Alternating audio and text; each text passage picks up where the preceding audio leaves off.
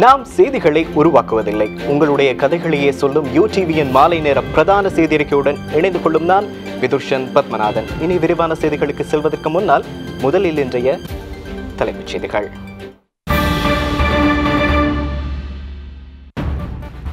இரண்டாம் கட்டமாக அனைத்து பாடசாலைகளும் நாளை திறப்பு.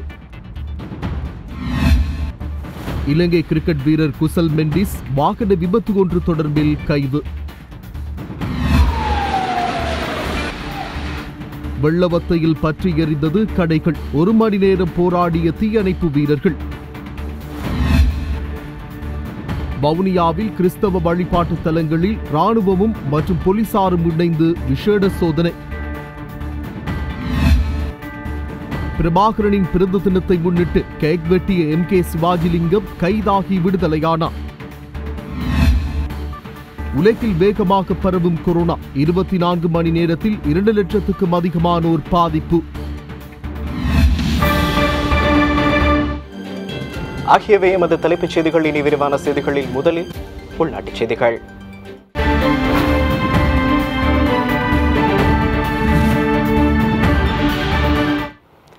நான்கு கட்டங்களாக பாடசாலைகளை மீண்டும் திறப்பதற்கு எடுக்கப்பட்ட தீர்மானத்திற்கு அமைய இரண்டாம் கட்டமாக அனைத்து பாடசாலைகளும் கல்வி நடவடிக்கைகளுக்காக நாளை திறக்கப்பட உள்ளன. அதன் அடிப்படையில் தரம் 5, 11 மற்றும் 13 மாணவர்களுக்கான கல்வி நடவடிக்கைகள் நாளை ஆரம்பமாக உள்ளன. கொரோனா வைரஸ் தொற்று காரணமாக மார்ச் மாதம் 13ஆம் தேதி முதல் ஏப்ரல் 20ஆம் தேதி வரை அனைத்து பாடசாலைகளையும் மூடுவதற்கு கல்வி அமைச்சு தீர்மானித்திருந்தது. இந்நிலையில் 108 நாட்களுக்கு பின்பு ஜூன் மாதம் 29ஆம் தேதியுடன் அனைத்து பாடசாலைகளின் விடுமுறைகள் நிறைவுக்கு வருவதாக கல்வி அமைச்சு அறிவித்துள்ளது. இதன்போது 4 கட்டங்களாக பாடசாலைகளை மீண்டும் திறப்பதற்கு எடுக்கப்பட்ட தீர்மானத்திற்கு அமைய இரண்டாம் கட்டமாக அனைத்து பாடசாலைகளும் கல்வி நடவடிக்கைகளுக்காக நாளை திறக்கப்பட உள்ளன. அதன் அடிப்படையில் தரம் 5, 11 மற்றும் 13 மாணவர்களுக்கான கல்வி நடவடிக்கைகள் நாளை ஆரம்பமாக உள்ளன. நாளை தினம் அனைத்து ஆசிரியர்களும் பாடசாலைகளுக்கு சமூகம் அளிக்க வேண்டும் எனவும் கற்பித்தலுக்கு முன்னுரிமை வழங்க வேண்டும் எனவும் கல்வி அமைச்சு தெரிவித்துள்ளது. தரம் 5 முதல் தரம் 11 வரையான மாணவர்களுக்கு காலை 7:30 மணி முதல் 1:30 மணி வரை கல்வி நடவடிக்கைகள் நடைபெறுவதுடன் தரம் 13 மாணவர்களுக்காக காலை 7:30 மணி முதல் பிற்பகல் 3:30 மணி வரை கல்வி நடவடிக்கைகள் இடம்பெறும் என கல்வி அமைச்சு தெரிவித்துள்ளது. அதிபர்களின் பரிந்துரைகளின் அடிப்படையிலேயே ஆசிரியர்கள் பாடசாலைக்கு பிரவேசிக்கவும் வெளியேறவும் வேண்டும் என கல்வி அமைச்சு தெரிவித்துள்ளது. இதன் அடிப்படையில் அனைத்து ஆசிரியர்களும் பிற்பகல் 3:30 மணி வரை பாடசாலைகளில் கடமைகளில் இருக்க வேண்டிய தேவை இல்லை எனவும் அமைச்சின் செயலாளர் குறிப்பிட்டுள்ளார். 3ஆம் கட்டமாக ஜூலை மாதம் 20ஆம் தேதி தரம் 10 மற்றும் தரம் 12ஆம் தர மாணவர்களுக்காக பாடசாலை திறக்கப்பட உள்ளது. அதேபோல 4ஆம் கட்டமாக 1ஆம் மற்றும் 2ஆம் தரங்களை தவிர்த்த 3, 4, 6, 7, 8 மற்றும் 9 தர மாணவர்களுக்காக பாடசாலை ஜூலை மாதம் 27ஆம் தேதி திறக்கப்பட உள்ளது. மேலும் பாலர் பாடசாலைகள் மற்றும் தரம் 1, தரம் 2 ஆகிய வகுப்புகள் ஆகஸ்ட் மாதம் 10ஆம் தேதி ஆரம்பமாகும் என கல்வி அமைச்சு அறிவித்துள்ளது. இப்போது தனிமைப்படுத்தும் ஒரு அறையை நாங்கள் உருவாக்கி டாக்டர்ஸா இருக்கிற பேரண்ட்ஸ் பலர் வந்தார்கள். ஒரு கூட்டம் வைத்து அந்த அறையையும் திறந்து 2 நர்ஸ் மேரையும் நாங்கள் ஒவ்வொரு நாளும் வர்ற மாதிரி ஒழுங்குபடுத்தி இருக்கின்றோம். பயிட்டப்பட்ட 2 மருத்துவ தாதிகளும் வருவார்கள். டெய்லி அந்த ரூமுக்கு பொறுப்பாக இருப்பார்கள். அப்ப அரசாங்கம் தந்த சுற்றுப்பத்தின் படி ஏதாவது ஒரு பிரச்சனைனா நாங்கள் உள்ளுக்கெடுத்து பெனடோலியோ இதையோ கொடுக்கலாம், பெற்றோர்களுக்கும் அறிவிக்கலாம். அதே போல வித்தியாசமாக இருந்து தனிமைப்படுத்த வேண்டி வந்தா எங்களுக்கு தரப்பட்ட அந்த இலக்கத்தினூடாக ஆம்புலன்ஸை கூப்பிட்டு இந்த பயிட்டப்பட்ட நர்ஸ், ஏன்னா நாங்கள் டீச்சர்ஸை நம்பி அதை விடையிலாது ஆசிரியர்களும் பயந்து விடுவார்கள். இதுக்காக நாங்கள் பயிட்டப்பட்ட ஆக்களை டெய்லி எடுத்துருக்கிறோம். மருத்துவர்களோட நம்பரும் ஒன் காலுக்கு எடுத்து வச்சிருக்கிறோம். மற்ற சகல ப்ரிகாஷன், சகல செயற்பாடுகளும் 5 வாசல் எங்களுக்கு இருக்கின்றது. நமது பாடசாலைக்கு 5 வாசலாலும் மாணவர்கள் உள்செல்வார்கள், வெளியேறுவார்கள். நேரங்கள் வேறு வேறு நேரம் தான் நாங்கள் கொடுத்திருக்கின்றோம். நாளைக்கு வெளிச்செல்கை ஒவ்வொரு வகுப்பு மாணவர்களும் வேறு வேறு நேரமாக 5 நிமிட இடைவெளியில் வகுப்பாக வெளியேறுவார்கள். அதே மாதிரி 5 இடத்திலையும் நாங்கள் இந்த காய்ச்சல் பார்க்கிற கருவியும் வைத்திருக்கின்றோம். நிதி மற்றும் லீசிங் நிறுவனங்களில் இடம்பெற்றதாக கூறப்படும் மோசடிகள் தொடர்பில் ஆராயும் குழுவின் இறுதி அறிக்கை எதிர்வரும் செவ்வாய்க்கிழமை மத்திய வங்கி ஆளுநரிடம் ஒப்படைக்கப்பட உள்ளது. இந்த அறிக்கை கடந்த 1ஆம் திகதி கையளிக்கப்படவிருந்த நிலையில் முறைப்பாடுகளை ஏற்றுக்கொள்வதற்கான இறுதி திகதிக்கு பின்னரும் பல்வேறு முறைப்பாடுகள் கிடைத்தமையால் இறுதி அறிக்கையை தயாரிப்பதில் தாமதம் ஏற்பட்டதாக குழுவின் உறுப்பினர் சிறிகுமார குடாகம தெரிவித்துள்ளார். 250க்கும் மேற்பட்ட முறைப்பாடுகள் கிடைத்துள்ளதாக அது குறித்து ஆராயும் 3 அடங்கிய குழு தெரிவித்துள்ளது. இதில் பெரும்பாலானவை தனிநபர் முறைப்பாடுகள் எனவும் குழு தெரிவித்துள்ளது. நிதி மற்றும் லீசிங் நிறுவனங்களின் மோசடிகள் குறித்து ஆராய்ந்து பார்த்து அறிக்கை சமர்ப்பிப்பதற்காக மத்திய வங்கி ஆளுநர் பேராசிரியர் WD லக்ஷ்மணால் 3 கொண்ட குழு நியமிக்கப்பட்டமை குறிப்பிடத்தக்கது. ஜனாதிபதி கோட்டாபய ராஜபக்ஷ புலனறுவ மாவட்டத்தில் உள்ள மக்களை இன்று சந்தித்துள்ளார். இதன்போது மக்களின் குறை நிறைகளையும் ஜனாதிபதி கேட்டறிந்து கொண்டார். புலனறுவ மாவட்டத்தில் பிரசாரங்களை வலுப்படுத்த ஜனாதிபதி கோட்டாபய ராஜபக்ஷ தொடர் கூட்டங்களில் பங்கேற்று வருகின்றார். ஜனாதிபதி இன்று காலை திம்புலகல சிரிபுராவில் நடைபெற்ற கூட்டத்தில் பங்கேற்றார். சுதந்திர கட்சியின் புலனறுவ மாவட்ட குழுவின் தலைவர் ரோஷன் ரணசிங்க நிகழ்ச்சியை ஏற்பாடு செய்திருந்தார். இதன்போது பல்வேறு மக்கள் சந்திப்புகளில் ஜனாதிபதி கலந்து கொண்டு மக்களின் குறைநிறைகளையும் கேட்டறிந்து கொண்டார்.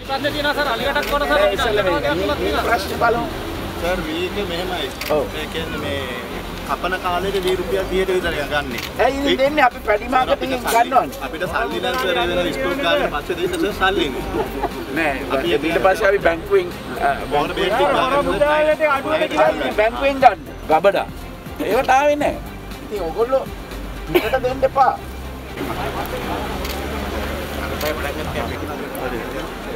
නෑ ඉක්මනටම අපි අරිනවා.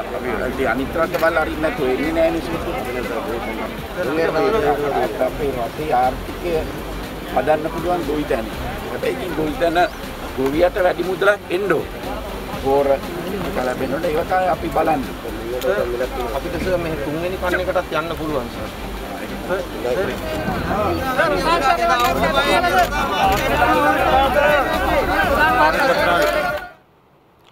வெள்ளவத்தையில் உள்ள வர்த்தக நிலைய தொடர் ஒன்றில் இன்று பகல் தீ விபத்தொன்று ஏற்பட்டது. 5 தீயணைப்பு வாகனங்களில் வந்த தீயணைப்பு வீரர்கள் தீயை துரிதமாக கட்டுப்பாட்டுக்குள் கொண்டு வந்தனர்.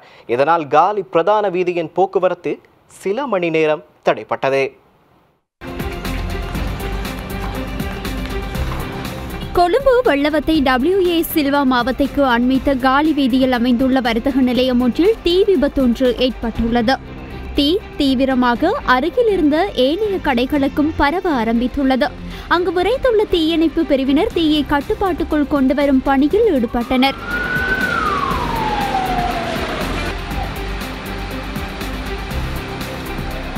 ஐந்து தீயணைப்பு வாகனங்களில் வந்த தீயணைப்பு வீரர்கள் துரிதமாக தீயை முழுமையாக கட்டுப்பாட்டுக்குள் கொண்டு வந்தனர். இதனைத் தொடர்ந்து காலி வீதியின் கொழும்பு நோக்கி செல்லும் வழித்தடம் ராமகிருஷ்ணா சந்தியிலிருந்து WA சில்வா மாவத்தை வரை தற்காலிகமாக மூடப்பட்டது. கொழும்பு செல்லும் வாகனங்கள் ராமகிருஷ்ணா சந்தி ஊடாக கடற்கரை அண்டிய வீதியில் கொழும்பு நோக்கி செல்வதற்கான மாற்று ஏற்பாடுகள் செய்யப்பட்டன.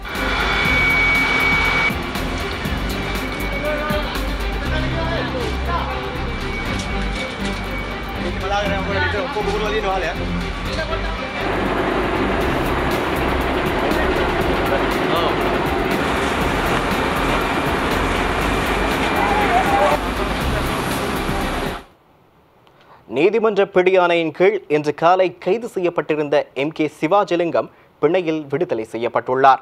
2018ஆம் ஆண்டு இடம்பெற்ற மாவீரர் தினம் கொண்டாடியமை தொடர்பில் பருத்தித்துறை நீதிமன்றில் நடைபெற்று வரும் வழக்கு விசாரணைக்கு சமூகம் அளிக்கவில்லை என்ற குற்றச்சாட்டிலேயே அவர் கைது செய்யப்பட்டுள்ளார். தமிழ் மக்கள் தேசிய கூட்டணியின் வேட்பாளர் MK சிவாஜிலிங்கம் வல்வெட்டித்துறை போலீசாரால் வல்வெட்டித்துறையில் உள்ள அவரது வீட்டில் வைத்து இன்று 9:30 மணி அளவில் கைது செய்யப்பட்டார். பிரபாகரனின் பிறந்த தினத்தை முன்னிட்டு கேக் வெட்டியது தொடர்பாக பருத்தித்துறை நீதிமன்றத்தில் தொடரப்பட்ட வழக்கு விசாரணைக்கு சமூகம் அளிக்கவில்லை என்ற குற்றச்சாட்டிலேயே அவர் கைது செய்யப்பட்டார். கைது செய்யப்பட்ட சிவாஜிலிங்கம் போலீஸ் நிலையத்தில் தடுத்து வைக்கப்பட்டு பின்னர் பருத்தித்துறை நீதிவானின் இல்லத்தில் அவரை முன்னிலைப்படுத்திய போது அவரை பிணையில் செல்ல நீதிபதி உத்தரவிட்டார். இதே நேரம் வடமாராட்சி உள்ளிட்ட யாழின் பல பகுதிகளில் ராணுவத்தினர் மோட்டார் சைக்கிளில் வீதி ரோந்து பணிகளிலும் ஈடுபட்டுள்ளனர் என தெரிவிக்கப்பட்டுள்ளது.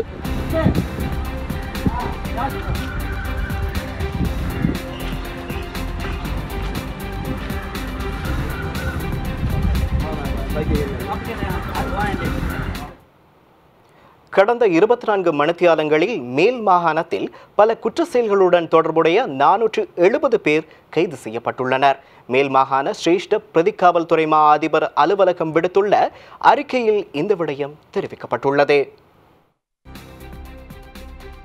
கடந்த 24 மணித்தியாலத்தில் மேல் மாகாணத்தில் முன்னெடுக்கப்பட்ட விசேட சுற்றிவளைப்புகளில் ஹெரோயின் போதைப் பொருளை தம்வசம் வைத்திருந்த குற்றச்சாட்டுகள் உட்பட பல குற்ற செயல்களுடன் தொடர்புடைய 470 பேர் கைது செய்யப்பட்டுள்ளனர். இதன்போது ஹெரோயின் போதைப் பொருளை தம்வசம் வைத்திருந்த 156 பேர் கைது செய்யப்பட்டுள்ளனர். அவர்களிடமிருந்து 116 கிராம் ஹெரோயின் போதைப் பொருள் கைப்பற்றப்பட்டுள்ளது. அத்துடன் 8 கிராம் ஐஸ் போதைப் பொருள் தம்வசம் வைத்திருந்த 24 பேர் குறித்த காலப்பகுதியில் கைது செய்யப்பட்டுள்ளனர். இதேவேளை பாதாள உலகக்குழு உறுப்பினரான அங்கடலோக்கா என்பவரின் உதவியாளர் ஒருவர் கைது செய்யப்பட்டுள்ளார். குறித்த நபர் பத்ரமுல்ல பகுதியில் வைத்து ஹெரோயின் மற்றும் ஒரு தொகை பணத்துடன் கைது செய்யப்பட்டதாக குறிப்பிடப்பட்டுள்ளது. கடந்த 4 வாரங்களாக நாடு முழுவதும் உள்ள சிறைச்சாலைகளில் மேற்கொள்ளப்பட்ட விசேட தேடுதல் நடவடிக்கையின் போது கைதிகளிடமிருந்து 1102 கையடக்க தொலைபேசிகள் பறிமுதல் செய்யப்பட்டுள்ளது. அத்துடன் இந்த தேடுதலின் போது 668 சிம் அட்டைகளும் 1310 தொலைபேசி மின்கல மின்னேற்றுகளும் கைப்பற்றப்பட்டுள்ளதாக சிறைச்சாலைகள் திணைக்களம் தெரிவித்துள்ளது. அதன்படி நீர்கொழும்பு சிறைச்சாலையிலிருந்து 277 தொலைபேசிகளும் 132 சிம் அட்டைகளும் 286 மின்னேற்றுகளும் பறிமுதல் செய்யப்பட்டுள்ளன. கொழும்பு விளக்கமறியல் சிறைச்சாலையிலிருந்து 203 தொலைபேசிகளும் 144 சிம் அட்டைகளும், வெலிக்கட சிறைச்சாலையிலிருந்து 199 தொலைபேசிகளும் 125 சிம் அட்டைகளும் மீட்கப்பட்டுள்ளன. வவுனியாவில் கிறிஸ்தவ வழிபாட்டு தலங்களில் இராணுவமும் மற்றும் போலீசாரும் இணைந்து விசேட சோதனை நடவடிக்கையை முன்னெடுத்துள்ளதுடன் இன்றைய தினம் அங்கு பாதுகாப்பும் பலப்படுத்தப்பட்டிருந்தது. இதேவேளை குற்ற செயலுக்கு ஒத்துழைப்பு வழங்கியமை மற்றும் தடய பொருட்களை அளித்தமை எனும் குற்றச்சாட்டில் பயங்கரவாத தடுப்பு பிரிவினரால் பெண்ணொருவர் கிளிநொச்சியில் கைது செய்யப்பட்டுள்ளார். வவுனியா ரம்பைக்குளத்தில் அமைந்துள்ள அந்தோனியார் ஆலயம் மற்றும் முக்கிய தேவாலயங்களில் இன்றைய தினம் ராணுவம் மற்றும் போலீசார் பாதுகாப்பு கடமைகளை மேற்கொண்டு வருவதுடன் நகரின் முக்கிய பகுதிகள் சன நடமாட்டம் உள்ள இடங்களிலும் போலீசார் மற்றும் ராணுவத்தினர் மோப்பநாய்கள் சகிதம் விசேட தேடுதல் நடவடிக்கைகளையும் முன்னெடுத்துள்ளனர். கிறிஸ்தவ வழிபாட்டு தலங்களுக்கு வெடிகுண்டு அச்சுறுத்தல் இருப்பதாக பாதுகாப்பு பிரிவுக்கு கிடைக்கப்பெற்ற புலனாய்வு தகவலை அடுத்தே இந்த சோதனை நடவடிக்கைகள் முன்னெடுக்கப்பட்டுள்ளதாக தெரிய வருகின்றது. மேலும் வவுனியாவில் வெடிகுண்டு அச்சுறுத்தல் இல்லை எனவும் வவுனியா போலீஸ் நிலைய பொறுப்பதிகாரி தெரிவித்துள்ளார். இதேபோல இன்று விடுதலை புலிகளால் வருடாந்தம் நினைவு கூறப்படும் கரும்புலிகள் தினம் என்பதும் குறிப்பிடத்தக்கது. இதேபோல குற்ற செயலுக்கு ஒத்துழைப்பு வழங்கியமை மற்றும் தடய பொருட்களை அளித்தமை எனும் குற்றச்சாட்டில் பயங்கரவாத தடுப்பு பிரிவினால் பெண்ணொருவர் கிளிநொச்சியில் கைது செய்யப்பட்டுள்ளார். நேற்றிரவு பயங்கரவாத தடுப்பு பிரிவினரால் குறித்த பெண் கைது செய்யப்பட்டுள்ளார். நேற்று முன்தினம் பளை போலீஸ் பிரிவிற்குட்பட்ட இயக்கச்சி பகுதியில் வெடிப்பு சம்பவம் ஒன்று இடம்பெற்ற நிலையில் குடும்பஸ்தர் படுகாயமடைந்த நிலையில் கிளிநொச்சி வைத்தியசாலையில் அனுமதிக்கப்பட்டிருந்தார். வெடிப்பு சம்பவத்தில் பாதிக்கப்பட்ட குடும்பஸ்தருடன் கைது செய்யப்பட்ட ஆசிரியையான குறித்த பெண் சட்ட ரீதியற்ற முறையில் திருமண வாழ்க்கையை முன்னெடுத்து வந்துள்ளதாக போலீசாரின் ஆரம்பகட்ட விசாரணைகளில் தெரிய வந்துள்ளது. குறித்த பெண்ணையே குற்ற செயலிற்கு ஒத்துழைப்பு வழங்கியமை மற்றும் தடய பொருட்களை அளித்தமை ஆகிய குற்றச்சாட்டின் பேரில் பயங்கரவாத தடுப்பு பிரிவினர் கைது செய்துள்ளனர். வெடிப்பு சம்பவத்தில் படுகாயமடைந்த நபர் முன்னாள் போராளி எனவும் அவர் ஜனநாயக போராளிகள் கட்சியின் அங்கத்தவராக செயற்பட்டு வந்ததாகவும் போலீசாரின் விசாரணைகளில் தெரிய வந்துள்ளது. குறித்த சம்பவம் தொடர்பில் பயங்கரவாத தடுப்பு பிரிவு, குற்ற தடுப்பு பிரிவு, போலீஸ் புலனாய்வு பிரிவு ஆகியன தொடர்ந்தும் விசாரணைகளை முன்னெடுத்து வருகின்றமை குறிப்பிடத்தக்கதாகும். இலங்கை கிரிக்கெட் அணியின் வீரர் குசல் மெண்டிஸ் இன்று காலை பாணந்துறை வடக்கு போலீசாரால் கைது செய்யப்பட்டுள்ளார். இன்று அதிகாலை 5 மணி அளவில் இடம்பெற்ற விபத்து சம்பவம் தொடர்பிலேயே அவர் கைது செய்யப்பட்டுள்ளார். பாணந்துறை போலீஸ் பிரிவில் உள்ள பழைய காலி வீதி ஒரேதுடுவ பிரதேசத்தில் இன்று அதிகாலை 5 மணி அளவில் இச்சம்பவம் இடம்பெற்றுள்ளது. மொரட்டுவ திசையிலிருந்து பாணந்துறை நோக்கி பயணித்த குசல் மெண்டிஸ் பயணித்த கார் துவிச்சக்கர வண்டி ஒன்றுடன் மோதியுள்ளது. விபத்து இடம்பெறும் பொழுது அருகில் உள்ள சிசிடிவி கேமராவில் காட்சிகள் இவ்வாறு பதிவாகியிருந்தது.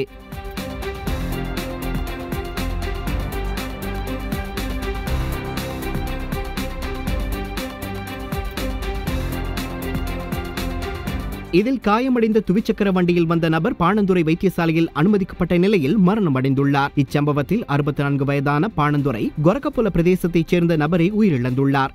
சடலம் பிரேத பரிசோதனைக்காக பாணந்துறை வைத்தியசாலையின் பிரேத அறையில் வைக்கப்பட்டுள்ளது. விபத்து தொடர்பில் காரை செலுத்தி வந்த குசல் மெண்டிஸ் கைது செய்யப்பட்டுள்ளதாகவும் அவரை பாணந்துறை நீதவான் நீதிமன்றில் முன்னிலைப்படுத்த நடவடிக்கை எடுக்கப்பட்டுள்ளதாகவும் போலீசார் தெரிவித்தனர். பாணந்துறை போலீசார் இது தொடர்பான மேலதிக விசாரணைகளை முன்னெடுத்து வருகின்றனர். ஐக்கிய மக்கள் சக்தியின் புத்தளம் மாவட்ட முன்னாள் ராஜாங்க அமைச்சரான அசோக வடிகமன்னாவ வாகன விபத்தொன்றில் உயிரிழந்துள்ளார். குருநாகல் புத்தளம் வீதியின் வாரியபல பகுதியில் இடம்பெற்ற வாகன விபத்தின் போதே அவர் உயிரிழந்துள்ளதாக போலீசார் தெரிவித்துள்ளனர். இவர் எதிர்வரும் நாடாளுமன்ற தேர்தலில் புத்தளம் மாவட்ட ஐக்கிய மக்கள் சக்தி வேட்பாளர் என்பது குறிப்பிடத்தக்கது. தெளிவான ஆதாரங்கள் இல்லாமல் எந்த ஒரு அரச ஊழியரையும் கைது செய்ய இடமளிக்க மாட்டேன் என ஸ்ரீலங்கா பொதுஜன பெரமுன தலைவர் பிரதமர் மஹிந்த ராஜபக்ஷ தெரிவித்துள்ளார். தேசமகாராம சீனபுர பிரதேசத்தில் இன்று காலை இடம்பெற்ற மக்கள் சந்திப்பில் பிரதமர் மஹிந்த ராஜபக்ஷ உரையாற்றினார்.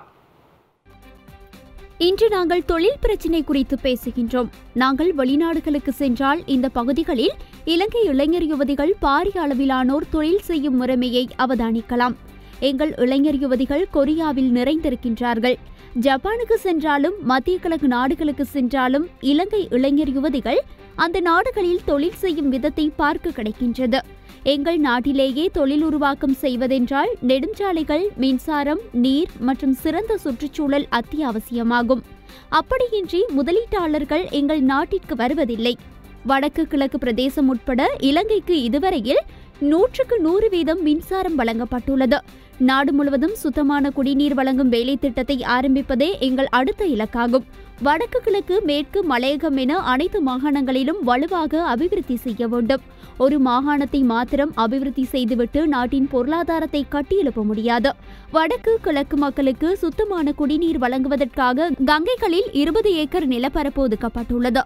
அதற்கமைய ஆரம்பிக்கப்படும் சுத்தமான குடிநீர் திட்டத்தின் மூலம் கங்கைகளை மழைநீரில் நிறைத்து சுத்தமான குடிநீர் வழங்குவதற்கு எதிர்பார்க்கின்றோம்.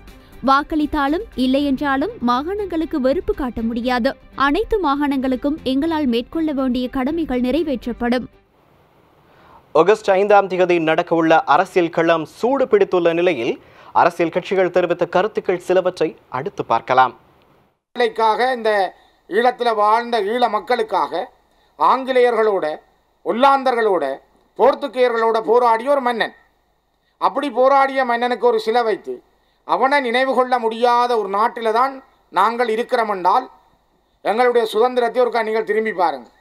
ஒரு இனமாக இந்த மண்ணில் வாழ்கிறதென்றால், இந்த உரிமைகள் எங்களுக்கு வேணுமென்றால் நாங்கள் ஒரு அடையாளத்தோடு இருக்கணும். ஒரு அடையாளத்தை இழந்தவன் வாழ்க்கை இல்லையே. இன்றைக்கி நாங்கள் ஒரு அரசியல் சக்தியாக இருக்கிறதா இருந்தால் நாங்கள் 20 குறையாத ஆசனங்களை பாராளுமன்றத்தில் வச்சிருக்க வேண்டும். ஆகவே ஒற்றுமையாக நீங்கள் வீட்டு சின்னத்துக்கு தான் வாக்களியுங்கள். இந்த பாராளுமன்ற தேர்தலிலே போட்டியிடுகின்ற அதை நான் வரவேற்கின்றேன். அவ கட்டாயம் போட்டியிடுகின்றார். அவவும் அந்த கட்சியினூடாக பாராளுமன்றம் செல்ல வேண்டும். பெண்களுடைய பிரதிநிதித்துவத்தை கூட்ட வேண்டும் என்ற ஒரு காரணத்தினால் அவவுக்கு நாங்கள் கட்டாயம் வாக்களிக்க வேண்டும். பெண்களாகிய நீங்கள் எனக்கு ஒரு வாக்கை கட்டாயம் அளிக்க வேண்டும். அதே போல் ஏனைய கட்சிகளுக்கு வாக்களிக்கும் போது அமரர் ரவிராஜினுடைய மனைவியாருக்கும் அந்த வாக்கை அளிக்கும்படி நான் கேட்டுக்கொள்கிறேன். தெய்வவழியில் இருக்கக்கூடிய ஒரு வங்கியில் ஒரு முஸ்லிம் பெண்மணி ஒருவர் தன்னுடைய பர்தாவை அறிந்து செல்லுகின்ற பொழுது அவரை உள்ளே விட முடியாது என்று தடுத்திருக்கக்கூடிய எல்லோரும் என்று முகத்தை மூடிக்கொண்டுதான் இருக்கின்றோம். ஆகவே முகத்தை மூடிக்கொண்டு இருக்கும் பொழுது அவர்களை உள்ளே விட முடியாது என்று தடுத்திருக்கக்கூடிய அந்த சூழ்நிலையானது எங்களுக்கு கண்முன்னே காட்டுகின்றது எவ்வளவுக்கு மக்கள் மத்தியில் வக்கிரமம் மாறி இருக்கின்றது என்று. எங்களை சிங்களவர்கள் என்றும், எங்களை முஸ்லீம்கள் என்றும், எங்களை தமிழர்கள் என்றும் பிரித்து ஆளக்கூடிய ஒரு சக்திக்கு எதிராக நாங்கள் போராட வேண்டிய அடிப்படையில் தான் ஐக்கிய மக்கள் சக்தியாக சஜித் பிரேமதாஸ் அவருடைய தலைமையில் நாங்கள் எல்லோரும் ஒன்றாக ஆனா அதனால பயமில்லாம எங்க போனாலும் நான் சொல்லல எல்லாரும் வீடு கட்டி கொடுத்துட்டு சொல்லி ஒரே நாள் வீடு கட்டி கொடுக்க முடியாது. நான் மெஞ்சி அப்படின்னா மெஞ்சிக்காரா இருக்கணும், கட்டக்கட்டம் தான் செய்யணும். கிட்டத்தட்ட 500-700 தலைவர் இருந்தா அந்த தலைவர் அவ்வளவு பேர் என்கிட்ட வந்து ஒரே நாள் வீடு கேட்டா கொடுக்க முடியாது. ஆனா நான் வந்த பிறகு வீடுன்னு மக்கள் மத்தியில வீடு வேணும்னு சொல்லி ஒரு கோரிக்கை வச்சிருக்கேன். என்னைய பொறுத்தவரோட என்னுடைய அரசியல்ல எனக்கு பிறகு என்னுடைய மகன் வரமாட்டார். ஏன்னா என் மகனுக்கு உங்களை பத்தி தெரியாது. அவன் செல்லமா வளர்ந்தவன், கஷ்டமாக வளர்ந்தாரு. ஆனா நான் அப்படி இல்லை, நான் கஷ்டப்பட்டு வளர்ந்தாரு, உங்களுடைய வாழ்க்கையை அனுபவிச்சாரு. அதனால என் மகனை கொண்டாந்து என்னுடைய தலைவராக ஆக்க மாட்டேன், செயலராக ஆக்க மாட்டேன். இதுக்கு தலைவராகக்கூடிய தகுதி. நேற்றைய தினம் 5 கொரோனா தொற்றாளர்கள் நாட்டில் இனங்காணப்பட்டுள்ளனர். அதன்படி இலங்கையில் கொரோனா வைரஸ் தொற்றுக்கு உள்ளானவர்களின் எண்ணிக்கை 2074 பதிவாகியுள்ளது. இதுவரையில் 1903 பேர் பூரணமாக குணமடைந்துள்ளனர்.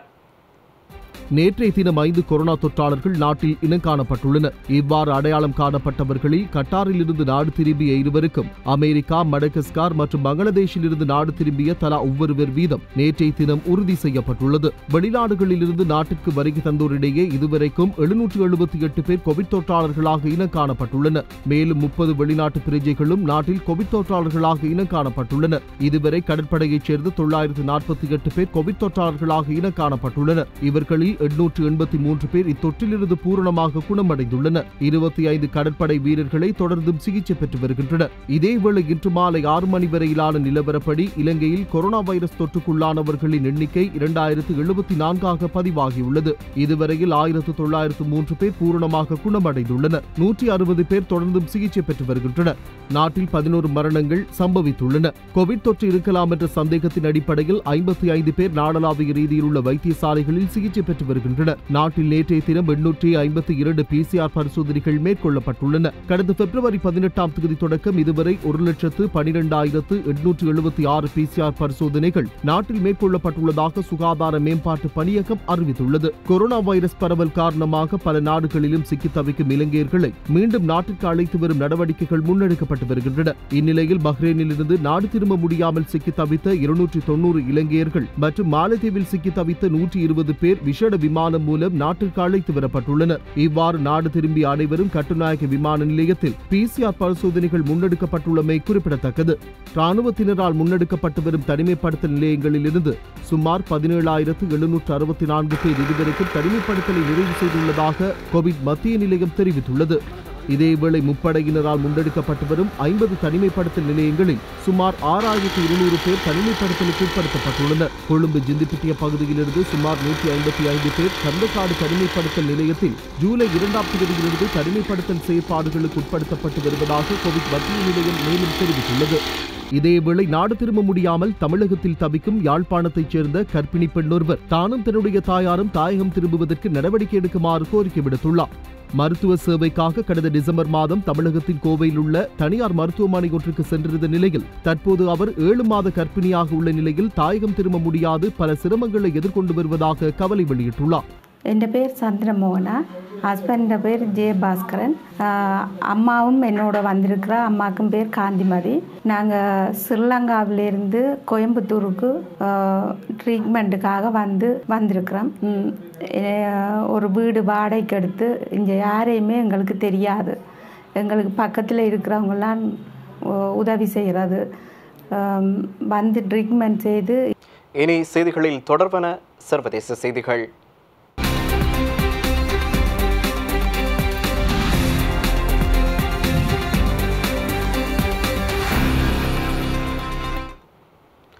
உலக அளவில் வேகமாக பரவி வரும் கொரோனா வைரஸ் தொற்றினால் கடந்த 24 மணித்தியாலத்தில் 2 லட்சத்துக்கும் அதிகமானோர் பாதிப்படைந்ததோடு 687 பேர் உயிரிழந்துள்ளனர்.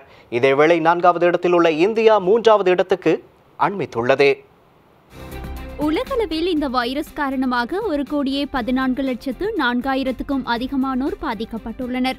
இதே நேரம் மொத்த உயிரிழப்புகளின் எண்ணிக்கை 5,34,000 நெருங்கியுள்ள அதேவேளை 64,55,000க்கும் அதிகமானோர் குணமடைந்துள்ளனர். கொரோனாவால் அதிகம் பாதிக்கப்பட்ட நாடுகளின் பட்டியலில் அமெரிக்கா முதலிடத்தில் உள்ளது. இங்கு இந்த வைரஸ் காரணமாக இதுவரை 29,36,122 பேர் பாதிக்கப்பட்டுள்ள அதே நேரம் 1,32,318 பேர் உயிரிழந்துள்ளனர். இருந்தபோதிலும் அமெரிக்காவில் இந்த வைரஸ் தொற்றிலிருந்து இதுவரை 12,60,619 பேர் குணமடைந்துள்ளனர் என்பதும் குறிப்பிடத்தக்கது. அமெரிக்காவை தொடர்ந்து கொரோனாவால் அதிக இறப்புகளை பதிவு செய்த 2வது நாடாக பிரேசில் இடம் பிடித்துள்ளது. அங்கு இந்த வைரஸ் காரணமாக 15,78,376 பேர் பாதிக்கப்பட்டுள்ள அதே நேரம் உயிரிழந்தோரின் எண்ணிக்கையும் 64,000ஐயும் கடந்துள்ளது. இருந்தபோதிலும் பிரேசிலில் இந்த வைரஸ் தொற்றிலிருந்து இதுவரை 9,78,615 பேர் குணமடைந்துள்ளனர் என்பதும் குறிப்பிடத்தக்கது. ரஷ்யாவில் கொரோனா வைரஸ் தொற்றினால் பாதிக்கப்பட்டுள்ளவர்களின் மொத்த எண்ணிக்கை 6,81,251 உயர்வடைந்துள்ளது. அத்துடன் அங்கு கொரோனா வைரஸ் தொற்றினால் உயிரிழந்தவர்களின் மொத்த எண்ணிக்கை 10,161 உயர்வடைந்துள்ளது. இந்தியாவில் கொரோனா தொற்று பரவல் உயர்ந்து கொண்டே செல்கின்றது. இதனால் 4வது இடத்திலுள்ள இந்தியா 3வது இடத்திற்கு அண்மித்துள்ளது. இதனால் இந்தியாவில் கொரோனா தொற்றாளர்களின் எண்ணிக்கை 6,75,000ஐயும் கடந்துள்ளது. கொரோனாவால் இதுவரை உயிரிழந்தவர்களின் மொத்த எண்ணிக்கை 19,303 உயர்வடைந்துள்ளது. இந்தியாவில் கொரோனா பாதிப்பிலிருந்து இதுவரை 4,09,083 பேர் குணமடைந்துள்ளனர். பிரபல பாப் நட்சத்திரம் பாடகர் ஆகாலு உண்டீசா படுகொலை செய்யப்பட்ட சில நாட்களில் எத்தியோப்பியாவில் வன்முறை ஆர்ப்பாட்டங்கள் வலுத்து வருகின்றன. இந்த வன்முறை சம்பவங்களினால் போலீசார் உட்பட 166 பேர் உயிரிழந்துள்ளதாக அந்நாட்டு ஊடகங்கள் செய்தி வெளியிட்டுள்ளன.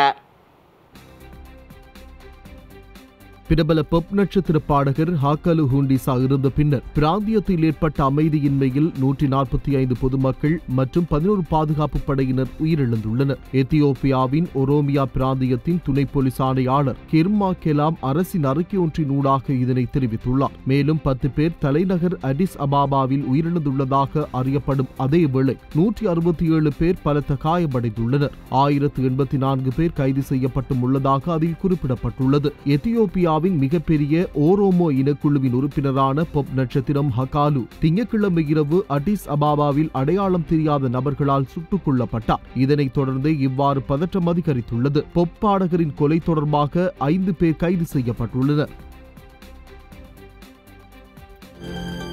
இத்துடன் எமது செய்தியறிக்கைகள் யாவும் நிறைவடைந்தன. மீண்டும் எமது பிரதான செய்தியறிக்கையினை நாளை பகல் 1 மணிக்கு எதிர்பாருங்கள். அதுவரை யூடிவி நிகழ்ச்சிகளோடு இணைந்திருங்கள்.